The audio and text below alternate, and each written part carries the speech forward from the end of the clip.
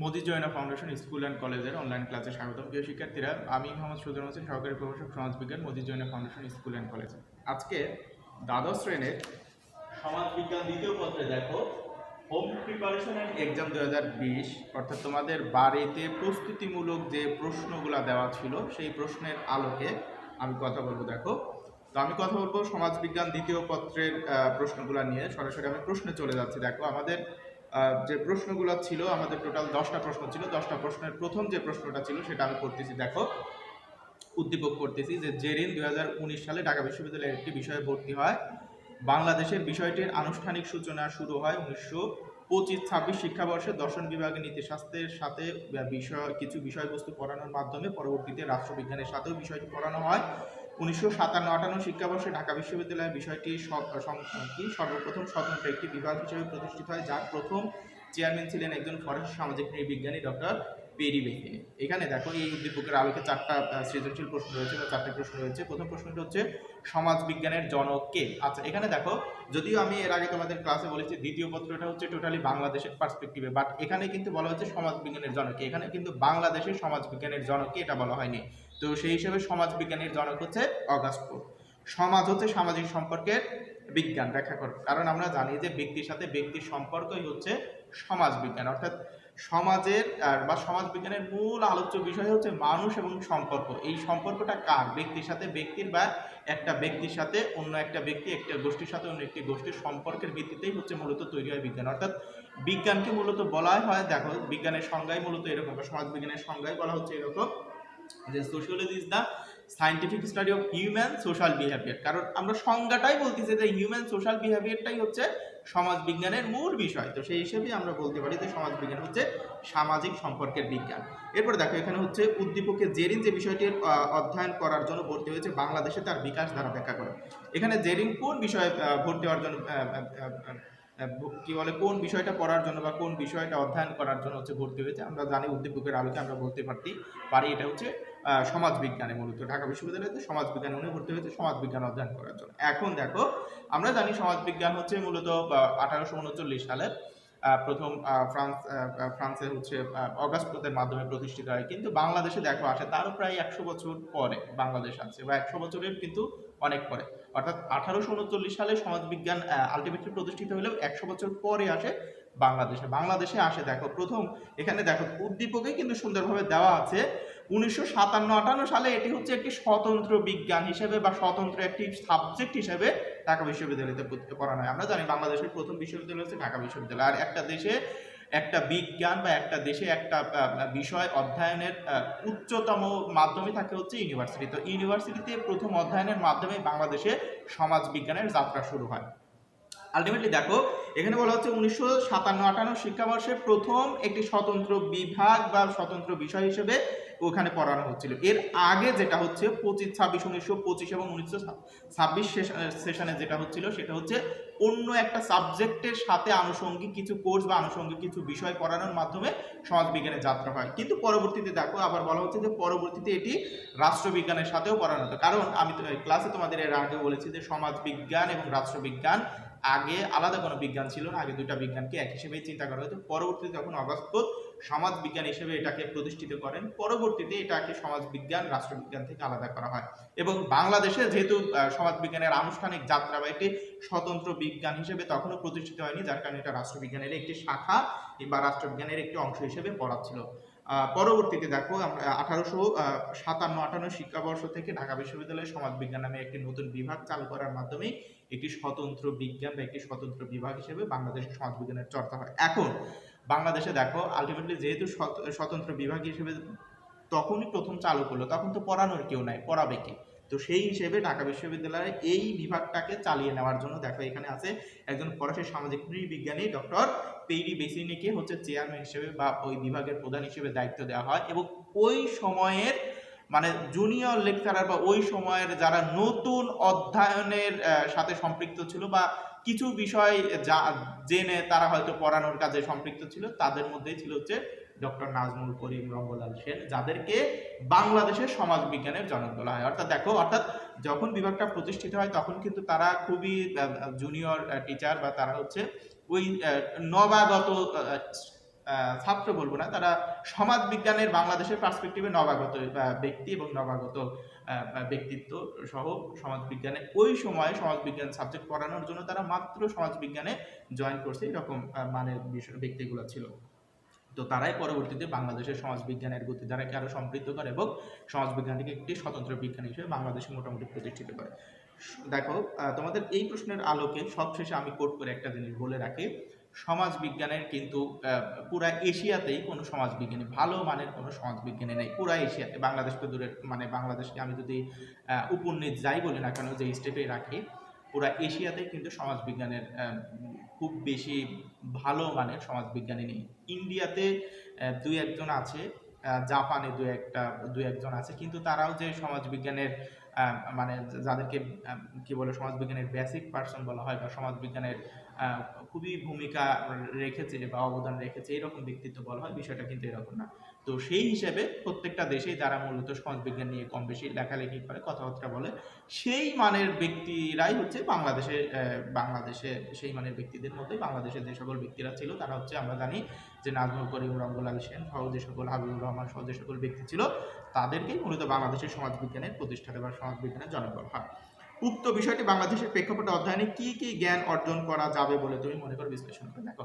অর্থাৎ এই সমাজ বিজ্ঞান পাঠ করে কি কি বিষয় অর্জন করা যাবে, সমাজ বিজ্ঞান পাঠের প্রয়োজনীয়তাটা কি, এটা হচ্ছে বাংলাদেশের পার্সপেক্টিভে লিখবে। আমি ক্লাসের আগে বলেছিলাম যে সমাজ বিজ্ঞানের যে বেসিক যে হচ্ছে গুরুত্ব বা বেসিক প্রয়োজনীয়তাটাই হচ্ছে বাংলাদেশের পার্সপেক্টিভে প্রয়োজন। অর্থাৎ আমি যদি বলি সমাজ সম্পর্কে জানা, বাংলাদেশের সমাজ সম্পর্কে জানি, আমি জনসংখ্যার বন্টন জানি, এরপরে হচ্ছে উৎপাদন ব্যবস্থা সম্পর্কে জানি, আমি হচ্ছে ব্যক্তির সাথে ব্যক্তির সম্পর্ক জানি, গোষ্ঠী সম্পর্ক জানি, এরপরে হচ্ছে ব্যক্তির হচ্ছে সামাজিক ক্রিয়া প্রতিক্রিয়া বিষয়গুলো জানি। অর্থাৎ আমি এর আগে বলেছিলাম যে তোমরা সমাজ বিজ্ঞানের যে গুরুত্বগুলো তোমাদের বইতে দেওয়া আছে সেগুলোই হচ্ছে বাংলাদেশের পার্সপেক্টিভে সমাজ বিজ্ঞানের গুরুত্ব বা সমাজ বিজ্ঞান পাঠ করার মাধ্যমে আমি কি কি জানবো সেই বিষয়গুলো হচ্ছে এই ঘ নাম্বার প্রশ্নের উত্তরে আসবে।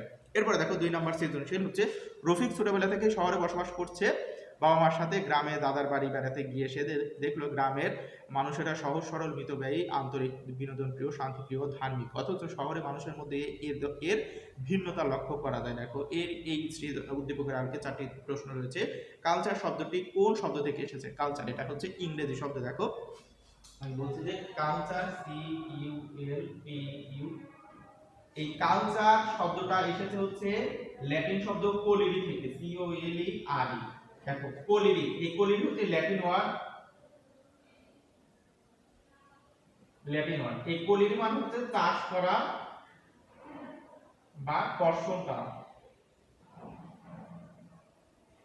অর্থাৎ দেখো এই কালচার শব্দটা এসেছে ল্যাটিন শব্দ কোলিরি থেকে, COLERE, কোলিরি অর্থাৎ চাষ করা বা কর্ষণ করা। তো সেই সময় কয়ের উত্তর হচ্ছে কালচার শব্দটি কোন শব্দ থেকে এসেছে? কালচার শব্দটি এসেছে ল্যাটিন শব্দ কোলেরি থেকে।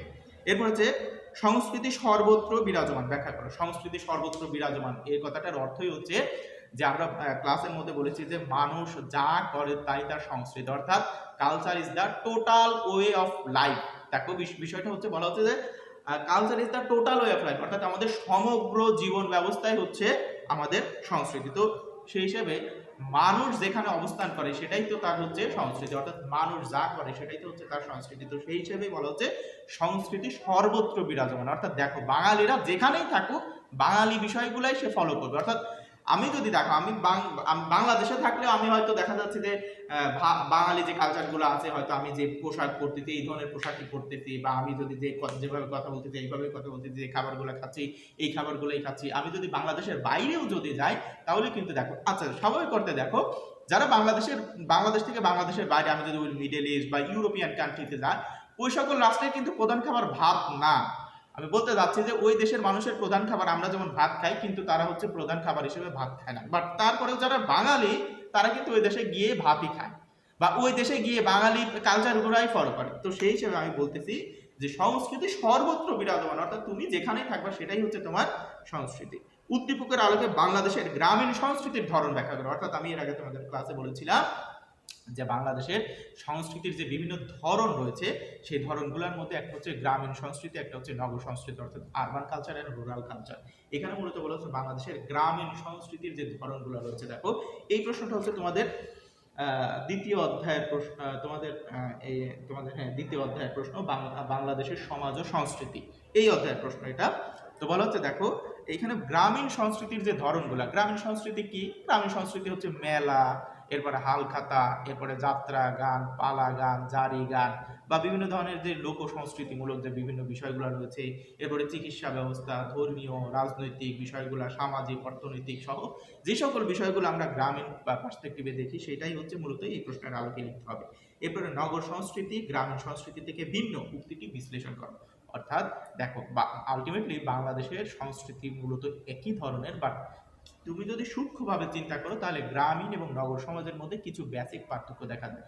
পার্থক্যটা হচ্ছে যেমন দেখো বাংলাদেশে আলটিমেটলি এত বড় মানের শহর নেই। বাংলাদেশে বলা হয় যে যেগুলো আছে সেগুলো হচ্ছে বস্তি, অর্থাৎ শহর আমরা যাদের যেগুলোকে আমরা শহর বলি এগুলো আলটিমেটলি এক একটা বস্তি। কারণ বস্তিতে যেমন হচ্ছে মানুষের জনাকীর্ণ অবস্থা, মানুষের রোগ শোক, জীবনযাত্রার নিম্নমান, আমাদের দেশের শহরগুলোতেও একই। অর্থাৎ উন্নত রাষ্ট্রের শহর আর আমাদের রাষ্ট্রের শহর, উন্নত রাষ্ট্রের বস্তি যেমন আমাদের রাষ্ট্রের উন্নত মানের শহর তেমন। তো যাই হোক, তা আমি আসলে যেভাবে যেটা বলতে যাচ্ছি এখানে, তারপরেও আমি যদি এইভাবে বলি যে বাংলাদেশের গ্রামীণ এবং শহরের সমাজের মধ্যে জীবনযাত্রার কিছুটা পরিবর্তন রয়েছে। পরিবর্তনটা কেমন আমি ক্লাসে সম্ভবত বলেছিলাম। দেখো যার বাড়ি গ্রামে তাকে যদি জিজ্ঞেস করা হয় তুমি কি সকালে খাবার খেয়েছো, সে বলবে হয়তো আমি ভাত ডাল বা ভর্তা দিয়ে খাবার খেয়েছি। বাট শহরে যার বাড়ি সে কিন্তু বলবে আমি সকালে নাস্তা করেছি। আলটিমেটলি নাস্তা মানেও যে নাস্তাও যে এক ধরনের খাবার বা খাবারকেই সে নাস্তা বলে। যার বাড়ি গ্রামে সে আলটিমেটলি বলে আমি খাবার খেয়েছি, আর যার বাড়ি শহরে সে বলে আমি নাস্তা করেছি। নাস্তা মানে সে হয়তো ভারী খাবার খায়নি, সে হয়তো দেখা যাচ্ছে ব্রেড খেয়েছে বা পলি জেলি এই সেই কত কিছু রয়েছে সেগুলো। তো আমি বলতে যাচ্ছি দেখো এই যে খাবারের মধ্যে এক ধরনের পার্থক্য রয়েছে। আবার দেখো আবার যদি হচ্ছে আমি যদি তাদের যে বিনোদনের কথা বলি, বিনোদনের মাধ্যমগুলোও কম বেশি ভিন্ন। অর্থাৎ গ্রামে যার বাড়ি সে হয়তো বিনোদনের জন্য যাচ্ছে হচ্ছে মাঠে খেলতে, আর শহরে যার বাড়ি সে হয়তো বিনোদনের জন্য যাচ্ছে ল্যাপটপের উপর বসে খেলতে। অর্থাৎ সে টেবিলের পর বসে খেলতেছে, নাহলে ল্যাপটপের উপর বসে খেলতেছে। মানে তার খেলার জায়গাটাই হচ্ছে সে ফুটবল খেলুক, অথবা সে এরোপ্লেন চালাক, নতুবা সে হচ্ছে দেখা যাচ্ছে কুস্তি খেলুক, যা খেলুক সে বিছানার পর খেলবে। আর আলটিমেটলি যার বাড়ি গ্রামে সে কিন্তু যে যে খেলতে যা খেলতে চাচ্ছে তা খেলার জন্য নির্দিষ্ট জায়গাতে কিন্তু সে যাচ্ছে। এই যে পার্থক্য। আবার আমি যদি পোশাক পরিচ্ছদের মধ্যেও পার্থক্য আছে, যে তোমরা যে স্টাইল করো, চুলের স্টাইল করো বা বিভিন্ন ধরনের স্টাইল করো, সেই স্টাইলের মধ্যেও পার্থক্য আছে। আবার আমি যদি বলি মেয়েরা, বিশেষ করে মেয়েরা যে হচ্ছে প্রসাধনীগুলো ব্যবহার করে, দেখো আমি হয়তো নাম বলতে পারতেছি না, যে অনেক সময় যে আমরা দেখি যে আয়না বড়, এটাকে ড্রেসিং টেবিল না কি বলে, যাই হোক। তো গ্রামে সাধারণত ড্রেসিং টেবিল থাকে না কোনো বাড়িতে, বা যদিও থাকে তো ড্রেসিং টেবিলে তোমরা দেখবা যে খুবই স্বল্প মানের প্রসাধনী দ্রব্য সেখানে রয়েছে। আর যার বাড়ি শহরে তা আলটিমেটলি মনে হয় যে একটা মানে শোরুম আর কি। অর্থাৎ একটা ড্রেসিং টেবিল মানে তার বাসায় একটা শোরুম রয়েছে, অর্থাৎ সকল ধরনের প্রসাধনী কিন্তু তার ড্রেসিং টেবিলে পাওয়া যায়। তো বলা এই যে এক ধরনের পার্থক্য, জীবনযাত্রার মানের মধ্যে এক ধরনের পার্থক্য, এটি হচ্ছে মূলত এই তোমার ঘ নাম্বার প্রশ্নের উত্তর। এরপরে দেখো 3 নম্বর সৃজনশীল হচ্ছে মিথিলা তার বাবা মার সাথে নানা বাড়ি বেড়াতে যায়।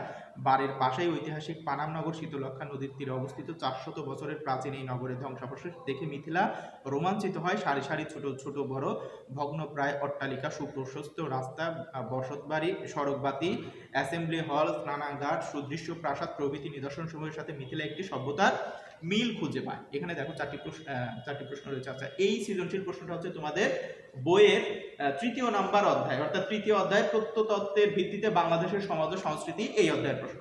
তো এই প্রশ্নের প্রথম প্রশ্নটা, এই অধ্যায়ের প্রথম প্রশ্নটা হচ্ছে প্রত্নতত্ত্ব বলতে কি বোঝায়। আমরা জানি প্রত্নতত্ত্ব হচ্ছে অতীত সম্পর্কিত পাঠ বা গবেষণাই হচ্ছে প্রত্নতত্ত্ব।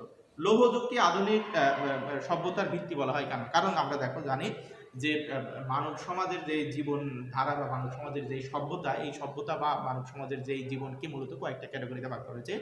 বা আমি যদি বলি এই যুগকে মূলত কয়েকটা ক্যাটাগরিতে ভাগ করেছে। এর মধ্যে প্রথম হচ্ছে প্রস্তর যুগ। প্রস্তর যুগকে আবার 3টা ক্যাটাগরিতে ভাগ করেছে। একটা হচ্ছে নিম্ন প্রাচীন, মধ্য প্রাচীন এবং উচ্চ প্রাচীন প্রস্তর যুগ। এরপরেই হচ্ছে আসছে লৌহ যুগ, তাম্র যুগ, ব্রোঞ্জ যুগ, অর্থাৎ লৌহ যুগ। এই প্রস্তর যুগের পরবর্তীতে যখন লৌহ যুগের ব্যবহার শুরু হয়, তখনকার যুগকেই মূলত আধুনিক সভ্যতার একটা শুরু বা সূচনা বলা হয়। অর্থাৎ লৌহ যুগ থেকেই মূলত নাঙলের চাষ শুরু হয় এবং লৌহ যুগ থেকেই মানুষ হচ্ছে রাষ্ট্র ব্যবস্থা শুরু করে, লৌহ যুগ থেকেই মানুষ ব্যবসা বাণিজ্য বাজারঘাট শুরু করে, লৌহ যুগ থেকেই উৎপাদন ব্যবস্থায় মানুষের একটা সহজলভ্যতা চলে আসে এবং তখন থেকেই মানুষের সঞ্চয়ের প্রবণতা তৈরি হয়, তখন থেকেই মানুষ বাজার তৈরি করে, তখন থেকেই মানুষ রাস্তাঘাট নির্মাণের কথা চিন্তা করে। এর আগে কিন্তু এই ধরনের জীবনযাত্রা বা এই ধরনের বিষয়গুলো ছিল না। তো সেই হিসেবে আমরা দেখো এই জন্যই বলা হয় যে মূলত যখন থেকে মূলত চাষাবাদের শুরু হয়েছে তখন থেকেই মানুষের জীবন ব্যবস্থায় একটা স্থবিরতা এসেছে এবং মানুষের স্থিতিশীল একটা জীবনযাত্রার অবস্থা চলে এসেছে, যার কারণে মূলত লৌহ যুগকে আধুনিক সভ্যতার ভিত্তি বলা হয়। উদ্দীপকে পানাম নগরীর সাথে তোমার পঠিত কোন সভ্যতার সাদৃশ্য রয়েছে তার পরিচয় দেওয়া। আচ্ছা, পানাম নগরী এটা হচ্ছে মূলত বাংলাদেশের যে হচ্ছে নারায়ণগঞ্জ, এখন নারায়ণগঞ্জের শীতলক্ষা নদীর তীরে যে অবস্থিত, এটাকে মূলত বলা হয় যে হচ্ছে সোনারগাঁও। যেটা এই সোনারগাঁওয়ের সাথে তোমার বইতে যে সভ্যতাগুলো রয়েছে সেই সভ্যতার হচ্ছে সিন্ধু সভ্যতার মিল রয়েছে। এখন এই সিন্ধু সভ্যতা পানাম নগরের আলোকে তোমাকে লিখতে হবে, কারণ আমরা জানি সিন্ধু সভ্যতার প্রশস্ত রাস্তা ছিল, বড় বড় অট্টালিকা ছিল, স্নানাগার ছিল, এরপরে হচ্ছে থিয়েটার হল ছিল। সিন্ধু সভ্যতার যে নিদর্শনগুলো ছিল সেই নিদর্শনগুলোর মধ্যে কিন্তু এই বিষয়গুলো ছিল, যেটা পানামা নগরীর সাথে অ্যাডজাস্ট বা পানামা নগরীর সাথে সাদৃশ্যপূর্ণ। উদ্দীপকে উল্লেখিত প্রত্নতাত্ত্বিক নিদর্শন সময়ের সামাজিক ও ঐতিহাসিক গুরুত্ব বিশ্লেষণ করা। অর্থাৎ এই যে আমরা যে প্রত্নতাত্ত্বিক নিদর্শনগুলো পাচ্ছি বা দেখতেছি, এই নিদর্শনগুলো দিয়ে আমরা কি করব, মানে এই নিদর্শনগুলো আমাদের আলটিমেটলি কি দরকার, কেন দরকার, এগুলো কি আমরা হচ্ছে ওই বিক্রি করে দিব, না এগুলো দিয়ে আমরা কি করব, মানে কেন দরকার, এই বিষয়গুলো এই প্রশ্নের আলোকে লিখতে হবে। তো স্বাভাবিক করতে দেখো এটার মূলত সামাজিক ও ঐতিহাসিক গুরুত্ব হচ্ছে এরকম যে এই নিদর্শনগুলা স্বাভাবিক অর্থে মানুষ তার ঐতিহ্যকে ধারণ করার জন্য এগুলা দেখার জন্য আমরা যাই, বা মানুষ তার অতীত সম্পর্কে বিভিন্ন স্টাডি করার জন্য এগুলো আমরা দেখি, বা আমাদের আমাদের সোর্স কি, আমাদের হচ্ছে উৎস কোথায় ছিল, আমরা কিভাবে এই সভ্যতায় বা এই সময়ে পদার্পণ করেছি, এই বিষয়গুলো সম্পর্কে আমরা ধারণা নিতে এই বিষয়গুলোকে কিন্তু আমরা খুবই অধ্যয়ন করি। তো এইগুলো হচ্ছে মূলত এই প্রত্নতাত্ত্বিক নিদর্শন সমূহের ঐতিহাসিক গুরুত্ব। এরপর 4 নম্বর দেখো সৃজনশীল। এখানে একটি চিত্র দেওয়া রয়েছে, চিত্রের মধ্যে দেখো চারটি শব্দ বা চারটি বিষয়ের নাম দেওয়া আছে: বৈরাগীর ভিটা, খোদাই পাথর ভিটা, শিলাদেবীর ঘাট, লক্ষিন্দরের মেদ। তথ্যগুলো একটি বিশেষ স্থানের ধ্বংসাবশেষ। এই উদ্দীপকের আলোকে দেখো চারটি প্রশ্ন রয়েছে। আচ্ছা, এই প্রশ্নটাও তোমাদের বইয়ের 3য় অধ্যায় প্রত্নতত্ত্বের ভিত্তিতে বাংলাদেশের সমাজ ও সভ্যতা, এই অধ্যায়ের প্রশ্ন হচ্ছে 4 নম্বর সৃজনশীল। আর্কিওলজি শব্দটা কোন শব্দ থেকে এসেছে? আচ্ছা দেখো, এই আর্কিওলজি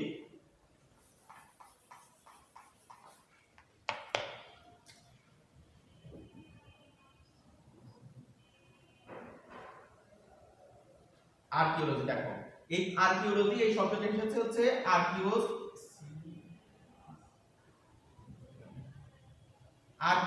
অথবা এইভাবে লিখতে পারো ARKEAIOS, আর্কিওস। অর্থাৎ গ্রিক শব্দ আর্কিওস বা আর্কিওস, এইভাবে জিনিসটা লক্ষ্য করো। আর্কিওস কিন্তু দুই ভাবে লেখা হচ্ছে, ARCAIOS, আবার AIKAIOS, আর্কিওস দুই ভাবে লেখা হচ্ছে। এবং আরেকটা হচ্ছে গ্রিক শব্দ হচ্ছে লগোস। এই লগোস আবার এসেছে যে লজিয়া থেকে, লজিয়া।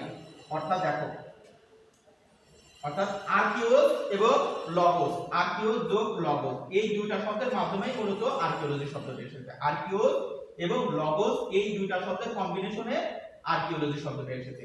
আর এই লগোস শব্দটা এসেছে হচ্ছে লজিয়া, গ্রিক শব্দ লজিয়া থেকে। যেমন আমরা সোশিওলজি পড়ছি, সোশিও শব্দটা এসেছে সোশাস থেকে এবং লজি শব্দটা এসেছে লগোস বা লজিয়া থেকে।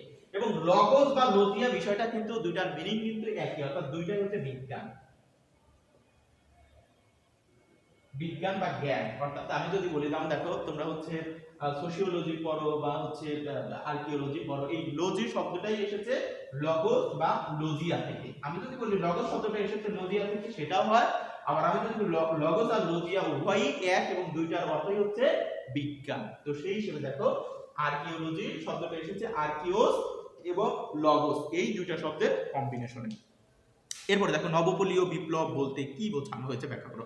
আচ্ছা তোমাদের দেখো এই 3 নম্বর সৃজনশীল প্রশ্ন আমি যেটা বললাম যে লৌহ যুগকে আধুনিক সভ্যতা বলা হয় কেন, অর্থাৎ যখন থেকে মূলত লোহার ব্যবহার শুরু হইলো তখন থেকেই কিন্তু মানুষের এক ধরনের জীবনযাত্রা, এক ধরনের বিপ্লব তৈরি হলো। বিপ্লবটা কি? অর্থাৎ জীবনযাত্রার আগের যে বিষয়গুলো ছিল সেগুলোর পরিবর্তে কিন্তু নতুন ধরনের জীবনযাত্রা তারা শুরু করলো, অর্থাৎ নতুন ধরনের যেটা বললাম, তাদের মধ্যে রাষ্ট্র ব্যবস্থা তৈরি হলো, তাদের মধ্যে পরিবার ব্যবস্থা তৈরি হলো, তাদের মধ্যে খাদ্যের নিশ্চয়তা তৈরি হলো, তাদের মধ্যে বাজার ব্যবস্থা তৈরি হলো, তাদের মধ্যে সঞ্চয়ের ব্যবস্থা তৈরি হলো, তাদের মধ্যে সম্পদ সংরক্ষণের ব্যবস্থা তৈরি হলো, যোগাযোগের মাধ্যম তৈরি হলো এবং উন্নত প্রযুক্তির বিভিন্ন যোগাযোগে বা যাদেরকে আমরা হচ্ছে যানবাহন বলি, যানবাহনের কিছুটা ব্যবহার শুরু হলো।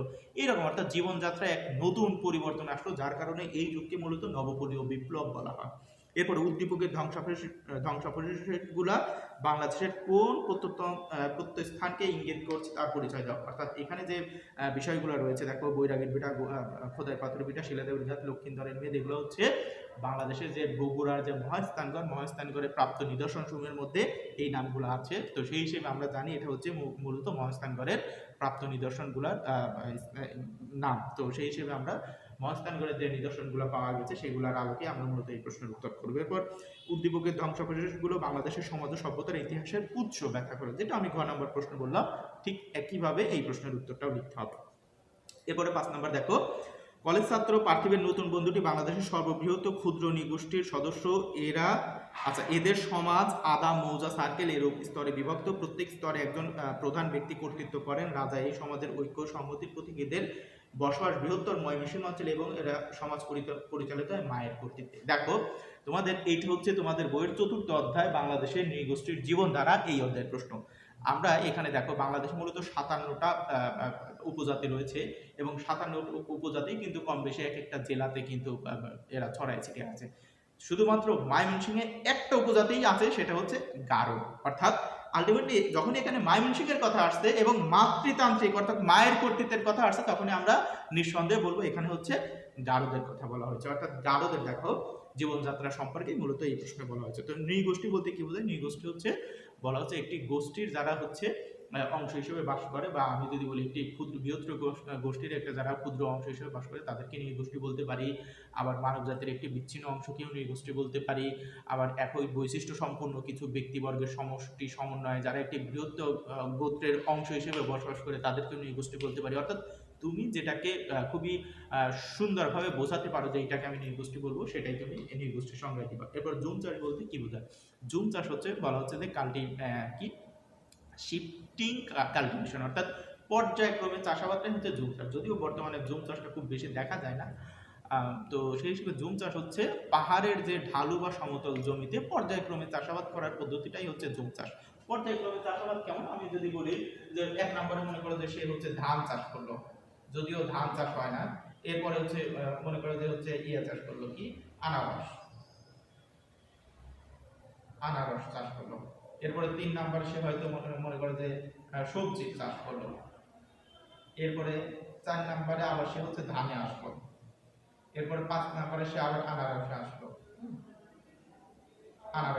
6 নম্বরে আবার সে মনে করে যে সবজিতে আসলো। তাহলে দেখো আলটিমেটলি এই যে পর্যায়ক্রমে একের সাথে দেখো চার মিলতেছে, এটার সাথে এটা, এটার সাথে এটা, এই যে পর্যায়ক্রমে প্রথমে ধান ছিল, ধানের পরে আবার এইখানে ধান আসলো, এরপর আনারস ছিল, আনারস আসলো, সবজির পরে আবার সবজি আসলো। এই যে পর্যায়ক্রমে চাষাবাদ করাটাকে মূলত বলা হচ্ছে জুম চাষ। জুম চাষ কিন্তু জুম কোনো ফসলের নাম নয়, জুম হচ্ছে মূলত যে পর্যায়ক্রমে চাষাবাদ করার এই পদ্ধতিটাই হচ্ছে মূলত জুম চাষ। উদ্দীপকে পার্থিবের বন্ধুটি বাংলাদেশের কোন ক্ষুদ্র নৃগোষ্ঠী তার পরিচয়। আমি আগেই বললাম যে এই উদ্দীপকের যে এখানে যে ব্যক্তির কথা বলেছে পার্থিব, এ হচ্ছে বাংলাদেশের গারো উপজাতিদের অন্তর্ভুক্ত ব্যক্তি বা গারো সম্প্রদায় যারা বাস করে ময়মনসিংহ, যারা হচ্ছে মূলত মাতৃতান্ত্রিক, তাদের এখানে কথা বলা হয়েছে, যার কারণে আমি বলবো সে ময়মনসিংহের গারো সম্প্রদায়ের অধিবাসী। তো গারো সম্প্রদায়ের জীবনযাত্রা সম্পর্কে আমি এখানে লিখবো। এরপর উদ্দীপকে বর্ণিত ক্ষুদ্র নৃগোষ্ঠীর সামাজিক জীবনের বিভিন্ন দিক তোমরা বইতে দেখবা যে গারো সম্প্রদায়ের যে সকল ব্যাখ্যা বিশ্লেষণ রয়েছে সেগুলোই হচ্ছে মূলত এই প্রশ্নের উত্তরে আসবে। এরপরে দেখো 6 নম্বর সৃজনশীল, এখানে একটি কবিতার অংশ দেওয়া রয়েছে যে চিঠিটা তার পকেটে ছিল ছেঁড়া আর রক্তে ভেজা, মাগো ওরা বলে সবার কথা কেড়ে নেবে, তোমার কোলে শুয়ে গল্প শুনতে দেবে না, বলো মা তাই কি হয়? আবু জাফর ওবায়দুল্লাহ। অর্থাৎ আবু জাফর ওবায়দুল্লাহ বাংলাদেশের একজন বিশিষ্ট কবি, তার একটা বিখ্যাত কবিতার একটি অংশ রয়েছে এখানে। এখানে দেখো এই কবিতার অংশে আলোকে চারটি প্রশ্ন রয়েছে। চারটি প্রশ্নের মধ্যে প্রথমটা হচ্ছে তমুদ্দুন মুসলিস কি? আচ্ছা দেখো, এই প্রশ্নটা হচ্ছে তোমাদের বইয়ের পঞ্চম অধ্যায় বাংলাদেশের অভ্যুদয়ের সামাজিক প্রেক্ষাপট, এই পঞ্চম অধ্যায়ের প্রশ্ন এটা 6 নম্বর সৃজনশীল। তমুদ্দুন মুসলিস কি? অর্থাৎ আমরা জানি ভাষা আন্দোলনকে কেন্দ্র করে প্রথম যেই সংগঠন প্রতিষ্ঠিত হয় বা প্রথম তমুদ্দুন মুসলিস হচ্ছে আমরা জানি 1947 সালের 2 সেপ্টেম্বর। 2 সেপ্টেম্বর এটা হচ্ছে মূলত একটি সাংস্কৃতিক সংগঠন যারা বিভিন্ন ধরনের সাংস্কৃতিক কর্মকাণ্ডের মাধ্যমে ভাষা আন্দোলনকে উদ্বুদ্ধ করতেছিল বা জনগণের মধ্যে ভাষা আন্দোলনের গুরুত্ব বা ভাষা আন্দোলন কেন দরকার, বাংলা ভাষাকে কেন আমাদের রাষ্ট্রীয় ভাষা করা দরকার, এই বিষয়গুলা বিভিন্ন ব্যক্তি, বিভিন্ন সংস্থা বা বিভিন্ন সমাজের কাছে, বিভিন্ন প্রতিষ্ঠানের কাছে তারা বোঝানোর জন্য একটি সংগঠন রূপে প্রকাশ করে। এটা হচ্ছে 1947 সালের 2 সেপ্টেম্বর ঢাকা বিশ্ববিদ্যালয়ের পদার্থবিজ্ঞানের অধ্যাপক আবুল হাশেমের নেতৃত্বে এই তমুদ্দুন মুসলিস গঠিত হয়। 6 দফা কর্মসূচি কি? আমরা জানি 1966 সালে 1966 সালের 5-6 ফেব্রুয়ারি, অর্থাৎ 5 এবং 6 ফেব্রুয়ারি পাকিস্তানের করাচিতে বঙ্গবন্ধু শেখ মুজিবুর রহমান এক ভাষণে মূলত 6 দফা দাবি যে উত্থাপন করে, এটাই হচ্ছে মূলত 6 দফা কর্মসূচি বা 6টি দাবি বা 6টি যে হচ্ছে তার যে ডিমান্ড, 6 ডিমান্ড মুভমেন্ট যেটাকে বলা হয়, সেটা হচ্ছে মূলত 6 দফা কর্মসূচি। এখানে 6টা দফা কি আছে সেইগুলো কিন্তু লিখতে হবে।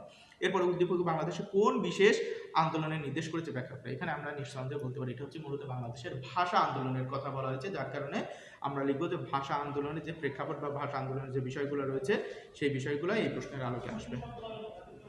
এরপর দেখো, উদ্দীপকের নির্দেশিত আন্দোলন বাঙালি জাতীয়তাবাদের মূল ভিত্তি, তুমি কি একমত? সপক্ষে যুক্তি দাও। অর্থাৎ বাঙালি জাতীয়তাবাদের যে বিকাশের কথা বলা হয়েছে সেই বিকাশের মূল ভিত্তি ছিল হচ্ছে ভাষা আন্দোলন, অর্থাৎ ভাষা আন্দোলনের মাধ্যমে বাংলাদেশের জনগণের মধ্যে জাতীয়তাবাদের বোধ প্রথম তৈরি হয়। অর্থাৎ স্বাভাবিক করতে দেখো 1947 সালে আমরা জানি 47 সালে যখন দেশ বিভাগ তৈরি হয় তখন বাংলাদেশ ছিল অনেকটা জাতীয়তা বোধ সম্পূর্ণহীন অবস্থার মধ্যে ছিল, কারণ তাদের মধ্যে তখনও একছত্র মনোভাব, একত্রিত মনোভাব এবং ওইভাবে কিন্তু তাদের মধ্যে চেতনার যে বোধ তৈরি হয়নি। পরবর্তীতে যখন একটি সংগ্রাম বা একটি যুদ্ধ মূলক একটি অবস্থা তৈরি হলে তখন থেকেই কিন্তু বাংলাদেশের মধ্যে এই চেতনাবোধ তৈরি হলে যে না, আমরা জাতি হিসেবে আমরা পৃথক, আমাদের নিজস্ব রাষ্ট্র, নিজস্ব ভাষা, নিজস্ব সংস্কৃতি তাদের থেকে আলাদা, সুতরাং আমাদের মধ্যে এই যে পৃথক চিন্তাধারার মাধ্যমে মূলত বাঙালি জাতীয়তাবাদের বোধ তৈরি হয়, যেটা ভাষা আন্দোলনের মাধ্যমেই। তো সেই হিসেবে বলা হচ্ছে যে বাঙালি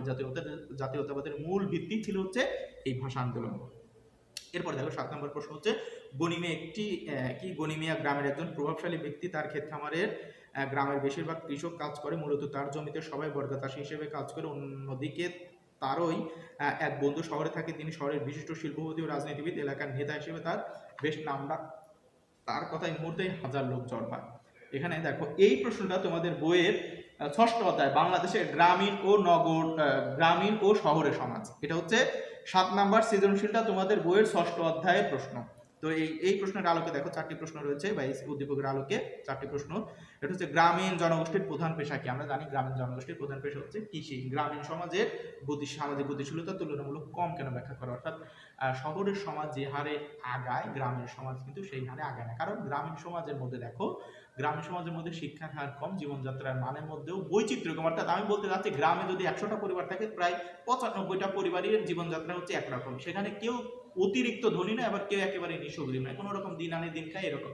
অর্থাৎ সবাই কৃষি কাজকর্মের সাথে বা খুবই লোয়ার লেভেলের কাজকর্মের সাথে সম্পৃক্ত, তারা খুবই স্বাভাবিক জীবনযাত্রা করতেছে, তাদের মধ্যে কোনো ধরনের পরিবর্তনের খুব বেশি মাত্রা লক্ষ্য করা যায় না। অপরদিকে শহরে তুমি যদি চিন্তা করো, শহরে মানুষের নিত্য নতুন কলা কৌশল, মানুষের শিক্ষা, মানুষের জীবনযাত্রার মান, মানুষের অর্থনীতি, রাজনীতি, সমাজনীতি সহ বিভিন্ন বিষয়ের মাধ্যমে শহরের সমাজ, শহরের জীবনযাত্রা কিন্তু দ্রুত পরিবর্তনশীল, যার কারণে বলা হয় যে শহর থেকে মূলত গ্রামীণ জীবনের জীবনযাত্রার মান তুলনামূলক কম গতিশীল বা কম পরিবর্তনশীল।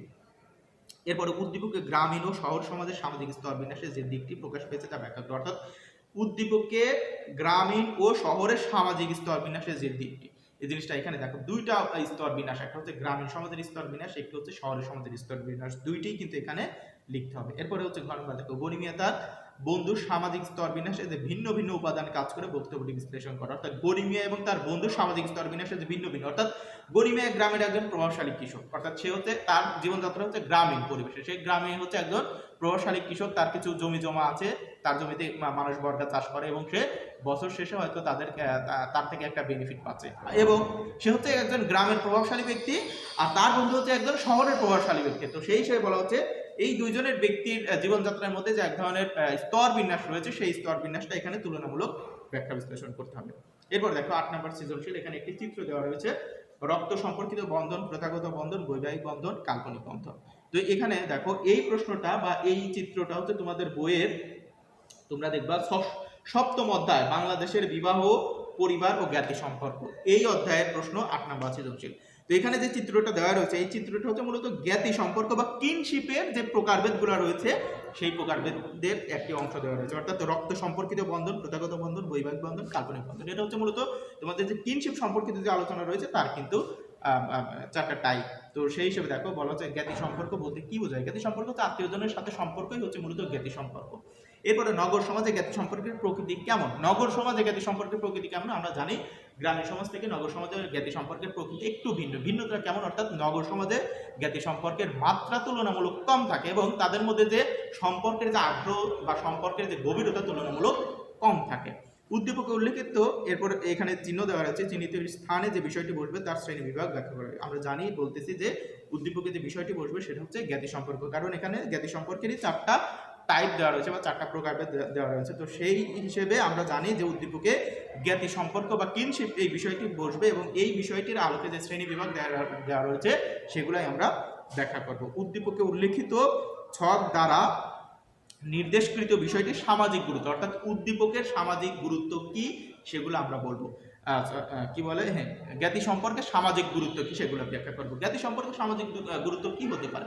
জ্ঞাতি সম্পর্কে দেখো সামাজিক গুরুত্ব হতে পারে, প্রথম কথা হচ্ছে একটি কি বলবো, একটি সুসংগত জীবন ব্যবস্থা আমরা সমাজে প্রতিষ্ঠিত করতে পারি। আমাদের বিভিন্ন অর্থনৈতিক প্রয়োজনে দরকার হতে পারে, রাজনৈতিক প্রয়োজনে দরকার হতে পারে, সাংস্কৃতিক প্রয়োজনে দরকার হতে পারে, সমাজ ব্যবস্থার একটি অংশ হিসেবে দরকার হতে পারে, মানুষের এরপরে মনস্তাত্ত্বিক যে বিষয়গুলো রয়েছে বা মানুষের হচ্ছে বিভিন্ন বিষয় শেয়ার করার জন্য মানুষের দরকার হতে পারে। সর্বোপরি একটা জীবনকে পরিপূর্ণভাবে চালিয়ে নেওয়ার জন্য জ্ঞাতি সম্পর্ক অবশ্যই দরকার। যেহেতু মানুষ সমাজে থাকবে, মানুষ একা বাস করতে পারে না, তাকে সমাজের অন্যান্য সদস্যদের সাথেই যেহেতু চলতে হবে, সুতরাং তার জ্ঞাতি সম্পর্ক অবশ্যই লাগবেই।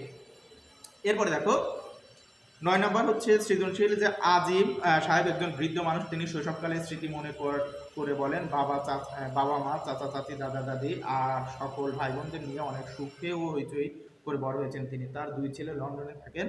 তিনি তাদের কাছ থেকে জানতে পারেন যে আধুনিক পাশ্চাত্য সমাজে কিছু ছেলে মেয়ে বিবাহ করে না। এই কথা শুনে তিনি একটি গুরুত্বপূর্ণ সামাজিক প্রতিষ্ঠান বিলুপ্তির আশঙ্কা করছেন।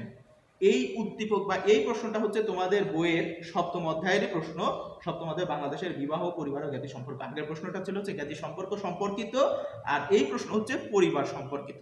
তো বলা হচ্ছে পরিবার বলতে কি বোঝায়? এখন তোমাদের বইতে দেখবা পরিবারের সংজ্ঞা দেওয়া হচ্ছে, বা পরিবার হচ্ছে মূলত এমন একটা চুক্তি যেই চুক্তির আইনত এখানে পরিবার হচ্ছে পরিবার সম্পর্কে বলা হয় পরিবার এমন একটি সংঘ যেখানে পুরুষ স্ত্রী একত্রে বসবাস করে এবং এই সংঘটা সন্তান উৎপাদন বা সন্তান জন্মদানের পরেও কিছুদিন স্থায়ী থাকে।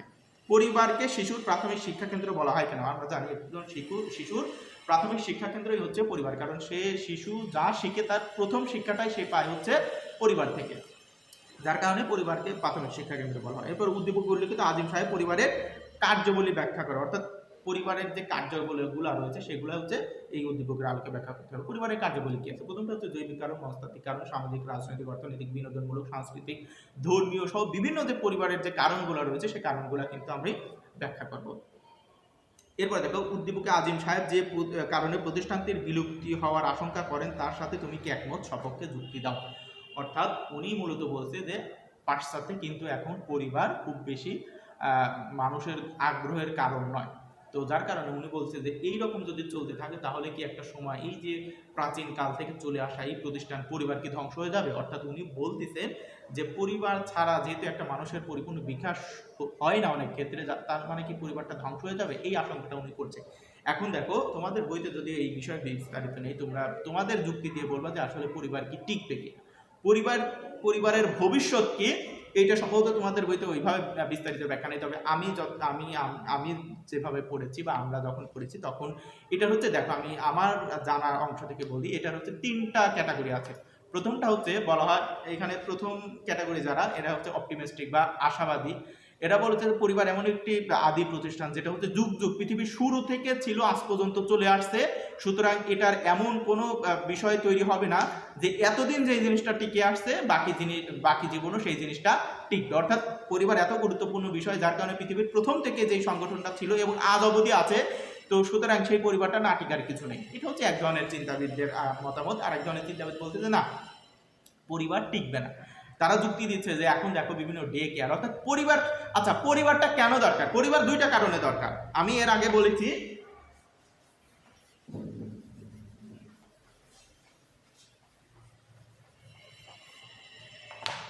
অর্থাৎ দেখো পরিবার বা বিবাহ দুইটা কারণে, একটা হচ্ছে বৈধ সম্পর্ক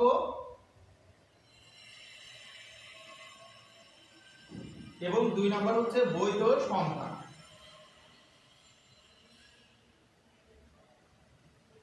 এই দুইটা কারণেই পরিবার দরকার। অর্থাৎ একটা সম্পর্কের বৈধতার জন্য পরিবার দরকার এবং সন্তান উৎপাদনের বৈধতা, অর্থাৎ বৈধ সন্তান উৎপাদনের জন্য পরিবার দরকার। আর কোনো কারণেই পরিবার দরকার না। অর্থাৎ আমি বলতে চাচ্ছি দেখো, শুধুমাত্র একটা সম্পর্কের বৈধতা এবং বৈধ সন্তান উৎপাদনের জন্য পরিবার দরকার। এখন আমরা যেটা বলতে, যেমন দেখো আমাদের সোসাইটিতে বিয়ের আগে সন্তান জন্মদানকে অবৈধ হিসেবে চিন্তা করা হয় বা সামাজিক বা অসামাজিক হিসেবে চিন্তা করা হয়, কিন্তু তাদের সোসাইটিতে এই জিনিসগুলো নাই, বা তারা হচ্ছে বলা হচ্ছে যে তাদের কথা সম্পর্কটাই মূল কথা, সেটা বিবাহ এখানে নাথিং, বিবাহ ডাজন্ট ম্যাটার, অর্থাৎ বিবাহের দরকার হচ্ছে না। কারণ আমি যদি একটা ব্যক্তির সাথে মাইন্ড সেট আপ করতে পারি, একজন ব্যক্তির সাথে আমার অন্য একজন ব্যক্তির যদি মনস্তাত্ত্বিক মিল থাকে এবং মিলের ফলে যে সন্তান বা সম্পর্কটা তৈরি হচ্ছে, সেটাই হচ্ছে মূল ব্যাপার। অর্থাৎ আমি একটা ব্যক্তির সাথে ততদিন থাকবো যতদিন ওই ব্যক্তির চিন্তাধারা, ওই ব্যক্তির মতের সাথে আমার মতের মিল থাকবে। যখন মিল থাকবে না, তখন আমি তার সাথে কেন থাকবো?